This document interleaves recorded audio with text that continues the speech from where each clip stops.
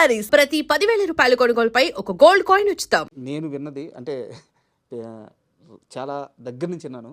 Next Hiranyakashyapa తీయడానికి చాలా trials చేస్తున్నారు, చాలా సీరియస్గా ఉన్నారు. మేబీ నెక్స్ట్ ప్రాజెక్ట్ అదే ఉండబోవచ్చు గుణశేఖర్ గారిది అని తెలుస్తుంది. నిజమా అబద్ధం? ఇంకా నేనైతే ఇంకేమనుకోలేదండి. ఆ కథ మీద సీరియస్గా ఉన్నారు. అది అయిపోయింది, ఆల్రెడీ కథ అయిపోయింది. ఇప్పుడు దాని మీద కొత్తగా ఏమీ చేయాల్సిన అవసరం లేదు. నేను 8 ఏళ్ళు దాని మీద వర్క్ చేశాను. నా లైఫ్లో 8 ఇయర్స్ ప్రైమ్ టైం దాంతో స్పెండ్ చేశాను. సో అందుకని ప్రస్తుతానికైతే యూఫోరియా తప్ప నా దృష్టిలో వేరేది లేదు. ఈరోజు ఈ సినిమాని జనాల దగ్గరికి సక్సెస్ఫుల్గా చేర్చడమే నా మిషన్, అంతే. ఇంక వేరే ఆలోచన కూడా లేదు ప్రస్తుతానికి. అండ్ February 6th సో ఫైనల్గా అంటే గుణశేఖర్ నుంచి ఒక సినిమా వస్తుంది అంటే ఆ సినిమాలో ఖచ్చితంగా ఏదో ఒక సమాజానికి ఉపయోగపడేది ఉంటుందని మాకు తెలుసు. ఈ జనరేషన్కి యూఫోరియా గురించి ఫైనల్గా ఏం చెప్తారు? ఎందుకు చూడాలి, ఏం నేర్చుకోవాలి? ఎందుకు అంటే ఏం నేర్చుకోవడానికి నేనేదో ఉపదేశాలు అయితే ఇవ్వట్లేదండి, స్ట్రిక్ట్గా ఇవ్వట్లేదు. మీరు అదైతే భరోసా ఇస్తున్నాను. నేను మీకు మెసేజ్లు ఇచ్చేసి ప్రీచింగ్లు ఇచ్చేసి అయితే భయపెట్టను. సరదాగా మన కుర్రాళ్ళ మధ్యలో సరదాగా జరుగుతున్న కథని ఆ సరదాగా జరుగుతున్న వాటిలోనే అమ్మ ఇంత జరుగుతుందా, ఇంతలాగా మనం విచక్షణ కోల్పోతే మన జీవితాలు ఇలాగా ఎంత నాశనం అయిపోతాయా, ఇంత కాన్సిక్వెన్సెస్ ఫేస్ చేయాల్సి ఉంటుందా అని ఇటు కుర్రాళ్ళు కానీ ఇటు ఫ్యామిలీస్ కానీ ఇద్దరు సమాన బాధ్యతతోటి ఈ సినిమా చూశాక ఒక్కసారి వాళ్ళకి ఒక చిన్న అలాంలాగా మనం అలర్ట్ చేస్తుంది, ఆ కాన్షియస్నెస్ క్రియేట్ చేస్తుంది. అందుకని ఖచ్చితంగా ఇప్పుడు ఈ జనవరిలో చాలా చక్కగా నవ్వుతూ ఎంటర్టైన్మెంట్ సినిమాలు చూసాం. ఇప్పుడు February 6వ తేదీన ఒక్కసారి ఒక రియాలిటీ చెక్ తోటి యూఫోరియా చూద్దాం. లైఫ్లో రియాలిటీ చెక్ అనేది అప్పుడప్పుడు ఉంటూ ఉండాలి. అదే యూఫోరియా సార్. అండ్ యూఫోరియా విషయానికి వస్తే సార్, నాకు తెలిసి అతిపెద్ద టాస్క్ మీ స్వప్నాన్ని మదర్గా మీరు చూడాల్సి రావడం. చాలా మదనపడి ఉంటారు. ఫస్ట్ మేడం దగ్గరికి వెళ్ళి భూమిక గారి దగ్గరికి వెళ్ళి ఏం చెప్పారు సార్? ఆ కన్వర్జేషన్ ఏం నడిచింది? అదే అంటే ఫస్ట్ తను కూడా షాక్ అయింది.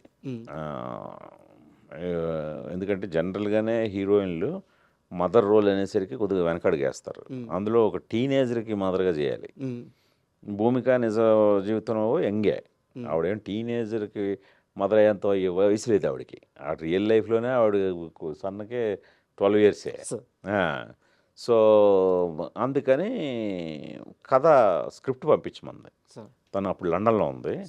సో స్క్రిప్ట్ పంపించాను. స్క్రిప్ట్ చదివిన తర్వాత ఈ కథ చెప్పి తీరాలి వెంటనే, ఐఎమ్ డూయింగ్ ఇట్ అంది. అంతే. మిమ్మల్ని భూమిక గారిని నేను ఓ దగ్గర చూశాను. అది మన ఒక్కడు రిలీజ్ అప్పుడు ప్రసాద్ అక్కడ ఐమాక్స్కి వచ్చారు మీరు. అంటే అక్కడ కూడా మేడం ఎంత అంటే మీరు పక్కన కూర్చోబెట్టుకుని ఏదో చెప్తున్నారు. ఒక డైరెక్టరు లేకుంటే ఒక హీరోయిన్ అలా కాకుండా మిమ్మల్ని ఒక గురువు లాగా, ఒక గైడ్ లాగా చాలా నమ్మినట్టు నాకు నేను గమనించిన విధానంలో అర్థమైంది. సో చాలా బలంగా నమ్ముతారు మిమ్మల్ని. ఎందువల్ల ఆ బాండింగ్ సెట్ అయింది? నన్నే కాదు, ఆవిడ డైరెక్టర్స్ అందరితో అలాగే ఉంటారు. ఆవిడ చాలా వెరీ వెల్ మేనర్డ్ అమ్మాయి. ఆవిడ నాకు అంటే అందరికి కూడా ఆవిడ నేను చూస్తేనే చాలా రెస్పెక్ట్ ఇవ్వాలని అనిపిస్తుంది తప్పితే వేరేగా అస్సలు అనిపించదు. ఎందుకంటే ఆవిడ బిహేవియర్ ఎలా ఉంటుంది, ఆవిడతో మాట్లాడితే తీరు అలాగే ఉంటుంది.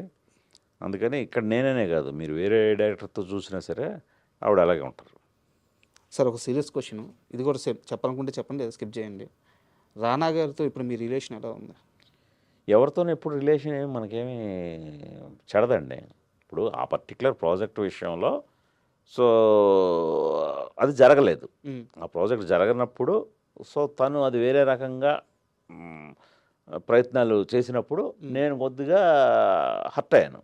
హర్ట్ అయ్యి నా హర్ట్నెస్ని ఎక్స్ప్రెస్ చేశాను అంతే. అంతకు మించి దాని మీద ఏమి ఆ తర్వాత మళ్ళీ మేము మాట్లాడుకున్నాం, మేము మెసేజ్లు ఇచ్చుకున్నాం. అది మాకు ఇవన్నీ అంటే పర్సనల్గా వాళ్ళ మీద మనకేముంటుంది, చిన్న ప్రొఫెషనల్గా ఒక చిన్న ఇది అది అక్కడతో అయిపోయింది. అండ్ యుఫోరియా ఇప్పుడున్న ప్రతి ఇంటికి అవసరమైన కథ అని చెప్పారు. కరెక్ట్. నేను కూర్చోగానే ఫస్ట్ నేనే ఒక రియల్ టైం ఎగ్జాంపుల్ చెప్పాను. బట్ మీ ఇంటికి ఈ కథ ఎంత అవసరమైంది, ఈ సినిమా ఎంత అవసరమైంది, ఈ సినిమా సక్సెస్ ఎంత అవసరమైంది? అంటే ఇది ఎందుకంటే ఫ్యామిలీ మొత్తం దీనికోసం అవసరం. 3 ఏళ్ళ నుంచి కష్టపడుతున్నారు.